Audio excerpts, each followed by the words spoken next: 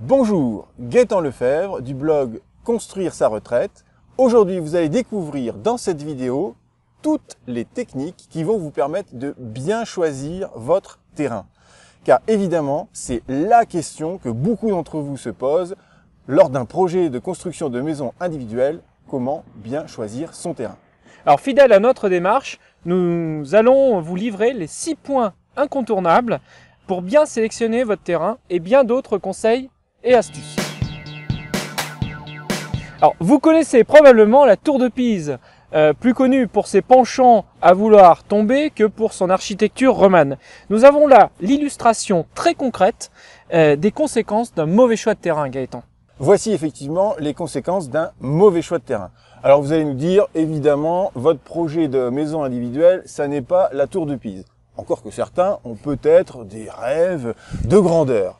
Mais cela dit, regardez plutôt les photos qui vont suivre, qui sont des exemples beaucoup plus concrets et aussi beaucoup plus inquiétants. Oula, c'est un peu effrayant, Gaëtan, tout ça. Effet. Bon, alors rassurez-vous, ce sont des cas extrêmes et nous allons vous révéler dans quelques minutes les 6 points absolument incontournables que vous devez vérifier pour éviter de se retrouver dans ce type de situation. Tout à fait. Alors, nous allons revenir effectivement sur quelques règles fondamentales, car vous allez le voir, la construction d'une maison individuelle est un projet d'ampleur qui n'est pas de tout repos. Première étape, le choix du terrain. Et vous allez voir que sur ce choix, il faut revenir à des basiques tout simples. C'est ce que nous allons voir maintenant. Exactement. Choisir un terrain, c'est comme choisir un appartement ou une maison. Il doit tenir compte de la proximité des commerces, la proximité des transports en commun, proximité aussi des accès au réseau routier ou autoroutier, et puis aussi tenir compte de la proximité avec les établissements scolaires ou les crèches. Exactement. En fait, il faut tenir compte de l'environnement. Alors, bien sûr, Alexandre vient de vous donner des exemples, mais sur l'environnement, il y a aussi des points clés à observer. Par exemple, il faut s'informer pour savoir s'il n'y a pas dans le coin des projets de construction d'une usine, le projet d'une construction, par exemple en ville, d'une boîte de nuit. Bref, des projets qui peuvent apporter des nuisances dans le futur ou en tout cas dévaloriser par la suite votre bien. Un point également essentiel qui est l'orientation de votre terrain. Lorsque vous allez choisir votre terrain, il est très important de bien faire attention à l'orientation. Communément, on regarde par exemple, pour avoir une orientation, les pièces à vivre sont mieux placées si elles sont au sud. A contrario, les pièces pour dormir, les chambres en fait, sont mieux placées lorsqu'elles sont au nord. Oui, puis ça nous permet de faire des économies de chauffage aussi. En même temps, il y a un aspect thermique non négligeable. Tout à fait. Voyons maintenant les diverses précautions administratives, parce que effectivement, acheter un terrain, c'est quelques petites opérations administratives à réaliser. Oui. Alors, la première d'entre elles, c'est demander à la municipalité dans laquelle se trouve ce terrain que vous convoitez, ce que l'on appelle le certificat d'urbanisme. Alors, un certificat d'urbanisme, c'est un document qui confirme la constructibilité de votre terrain. Et il donnera également des préconisations sur des éléments un peu plus macroscopiques, mais très importants. Par exemple, les possibilités de raccordement, parce qu'évidemment, si on peut pas se raccorder aux égouts ou avoir l'eau, ça va être un petit problème. L'existence également d'un droit de préemption. Il faut savoir que les mairies ont la possibilité d'acheter des terrains en priorité, et donc ça mettrait en péril votre projet. Et puis aussi, pour éviter les mauvaises surprises de dernière minute, l'estimation des taxes, diverses taxes inhérentes au projet de construction de maisons individuelles. Par exemple, la taxe locale d'équipement et la taxe de raccordement d'égout qui sont à intégrer dans votre budget parce que ça peut se chiffrer à plusieurs milliers d'euros. Voilà. Alors, autre point essentiel sur les mauvaises surprises, il est important que vous connaissiez ou que vous ayez accès au PPR. Donc, c'est le plan de prévention des risques naturels.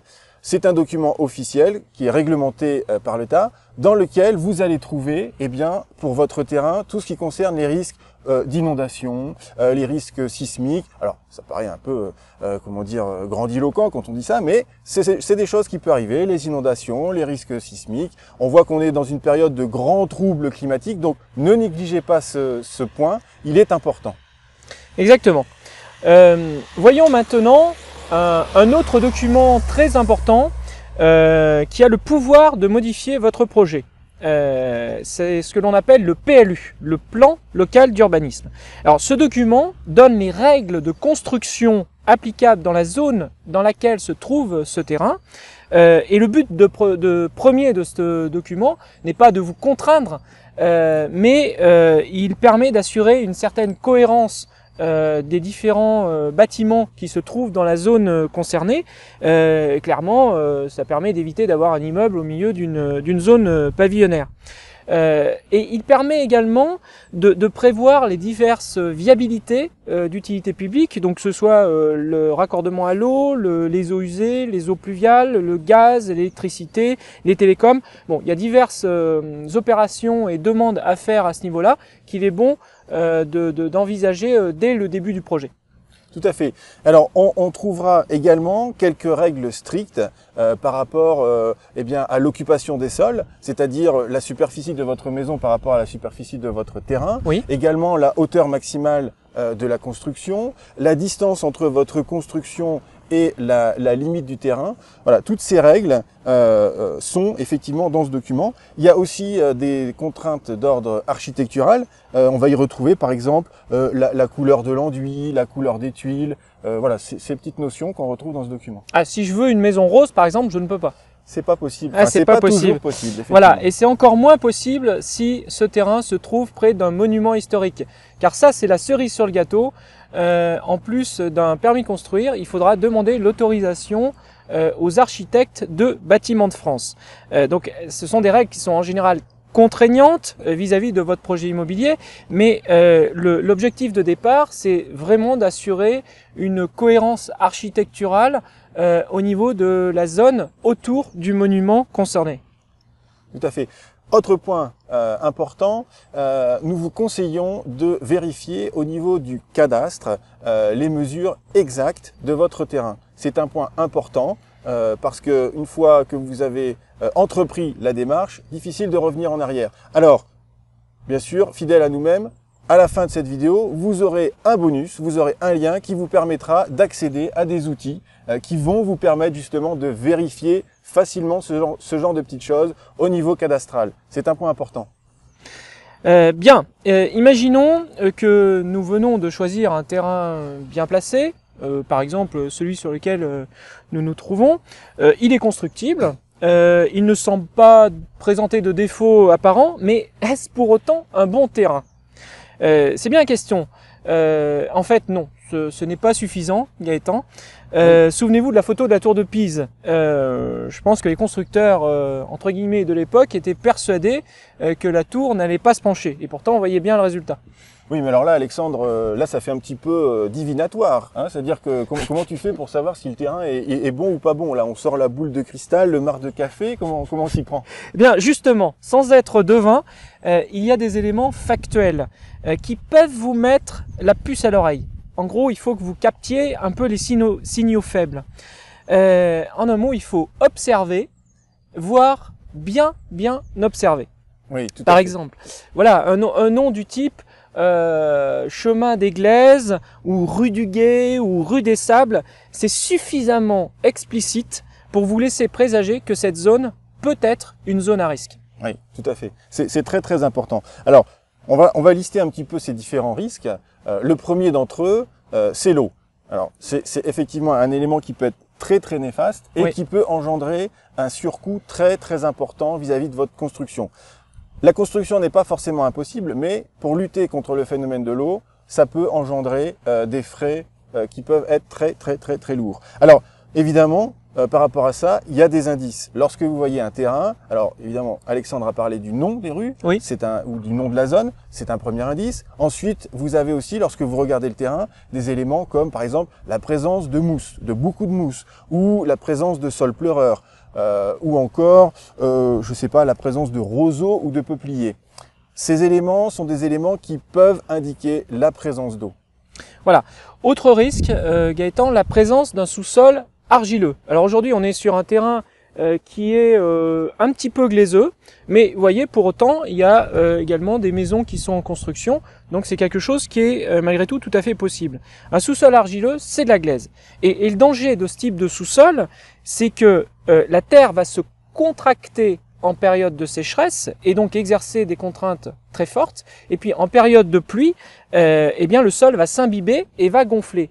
Et c'est l'alternance entre ces deux états, un état de sécheresse et un état de pluie, qui risque de provoquer des fissures dans les fondations et entraîner des fissures très importantes au niveau de l'édifice lui-même. Alors attends quand même Alexandre, parce que au départ tu nous as dit on va parler d'éléments factuels. Oui. Là tu nous parles de glaise, de choses comme ça. C'est difficile, enfin à part Superman, personne va réussir à voir à travers le sol. Oui, bah oui, moi non plus d'ailleurs, je vais pas pouvoir voir à travers le sol. Donc sauf si le nom de la rue, comme je l'ai indiqué tout à l'heure, est rue des Glaises, malheureusement il sera pas possible de repérer ce risque. Cependant, il est possible, malgré tout, vous le voyez, de construire sur une zone qui est un petit peu argileuse si on adapte les fondations. Alors fondation, ça signifie que c'est un peu les semelles de votre bâtiment et on va les surdimensionner. On les fera un peu plus grosses, donc ça coûtera un peu plus cher, ou on réalisera ce que l'on appelle des pieux pour aller s'adapter, appuyer l'édifice sur une base du sous-sol qui soit suffisamment solide et stable, et en tout cas pas sensible aux éléments de sécheresse ou de pluie. Mais il faut prévoir quand même un surcoût pouvant être important, voire très important. Donc c'est important que vous ayez ces éléments dès le début du projet. Alors vous trouverez d'ailleurs dans le document qui sera téléchargé au bas de cette vidéo un site internet qui est très précieux, qui regroupe finalement une cartographie très précise sur le territoire national de la présence d'argile. En fonction du nom de la rue, vous saurez trouver si c'est un terrain à risque ou pas. Alors un autre risque également dans le sous-sol qui peut arriver, c'est la présence de mines ou de carrières. Ah oui. Alors évidemment, ça peut être ennuyeux parce que si vous n'y prêtez pas attention, vous pouvez avoir subitement votre premier étage qui devient votre rez-de-chaussée. Oui, je vois bien l'image, oui. C'est fâcheux. Alors, évidemment, là encore, il y a des solutions qui existent. C'est un petit peu la même chose que pour la glaise d'ailleurs. On va finalement faire une sorte de maison sur pilotis. C'est-à-dire qu'on va passer des gros pieux à travers les galeries pour aller chercher en fait en dessous une partie plus stable. D'accord. Donc voilà, il faut aussi prêter attention à ce genre de choses. Autre point, vous devez avoir une attention particulière au terrain en pente. Alors, il peut y avoir évidemment des éboulements ou des problèmes d'évacuation des eaux pluviales, que ce soit les eaux provenant de l'habitation qui se trouve au-dessus ou tout simplement les eaux pluviales de votre habitation. Tout à fait. Alors, je reviens encore un petit peu sur le sous-sol. On n'a pas encore tout exploré. Vous pouvez avoir dans votre sous-sol également la présence de roches. Oui. Alors là, c'est un petit peu différent, ça risque pas de s'ébouler. Par contre, lors du terrassement, vous risquez d'avoir un petit peu des soucis parce que pour extraire cette roche, il va aussi falloir des moyens importants qui peuvent, encore une fois, engendrer un surcoût pour votre projet. Alors, il peut y avoir aussi des choses un petit peu plus exotiques, c'est-à-dire que dans votre sous-sol, eh bien, vous pouvez trouver des vestiges gallo-romains, par exemple. Ah oui.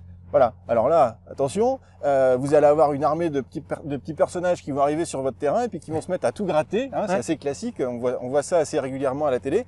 Mais ça n'arrive pas qu'aux autres. Ça peut vous arriver. Donc soyez vigilants sur ce point. D'ailleurs, un petit indice, si votre terrain se trouve sur une commune qui se termine par les Bains, donc c'est-à-dire une ville thermale, eh bien souvent il peut y avoir des vestiges gallo-romains. Donc méfiance. Tout à fait. Alors après, vous pouvez aussi, dans votre sous-sol, trouver des louis d'or, mais ça, c'est quand même beaucoup plus rare. C'est beaucoup plus rare. Bon, alors, 3 derniers conseils importants pour sécuriser l'achat de votre terrain. Premier conseil, vous devez vous rendre au service urbanisme de la municipalité du terrain convoité. C'est très important pour avoir des informations sur les éventuels arrêtés de catastrophes naturelles et puis éventuellement des informations sur les différents projets d'urbanisation qui peuvent éventuellement être envisagés autour de la zone. Alors, nous venons de voir ensemble... Alors, je sais que tu es impatient, Gaëtan, mais j'ai un deuxième conseil quand même à indiquer. C'est également ne pas faire l'économie de l'étude de sol. Une étude de sol, c'est entre 1000 et 3000 euros. C'est un budget important dans le budget total. Cela dit, ce n'est rien à côté du coût qui serait éventuellement à supporter en cas de problème. Et puis, dernier conseil, questionnez le voisinage sur le quartier. Allez sur votre terrain, différents jours de la semaine, à différentes heures, parlez avec les voisins, essayez de vivre votre terrain comme vous allez vivre votre maison de manière à voir si vous y serez bien et s'il n'y a pas de nuisances qui pourraient vous gêner. Alors, effectivement, nous venons de balayer ensemble les 6 points fondamentaux et puis également beaucoup de conseils pour le choix de votre terrain. Vous êtes maintenant armé d'une bonne boîte à outils, en fait, hein, on peut le dire, pour comment dire, vous aider à choisir votre terrain. N'oubliez pas d'ailleurs de télécharger le bonus qui vous aidera encore plus. Et alors, si on devait résumer et revenir sur les, on va dire, 3 types de précautions importantes à prendre lors du choix du terrain, oui. On peut donc en identifier 3. Donc, premièrement, le choix de l'emplacement. Soyez vigilant au choix de l'emplacement. Deuxièmement, n'oubliez pas toutes les contraintes administratives. Souvent, on les sous-estime et c'est facteur de temps et ça peut être aussi facteur de tracas lors du projet. Exactement. Et enfin, prêtez une grande attention à la nature de votre sous-sol. Voilà. Et vous? Alors, vous voyez, on est sur un chantier, donc là, il y a toujours un petit peu de bruit. Donc là, par exemple, nous avons une toupie qui va alimenter les fondations d'une maison. Alors, et vous, disais-je, avez-vous déjà fait construire? Et quels sont les critères que vous avez utilisés pour sélectionner votre terrain? Quels sont les freins que vous rencontrez éventuellement dans le choix du terrain? Eh bien, répondez dans la zone commentaire au-dessous de la vidéo et on se retrouve dans quelques jours pour une prochaine vidéo sur les projets de construction. À très bientôt. À très bientôt.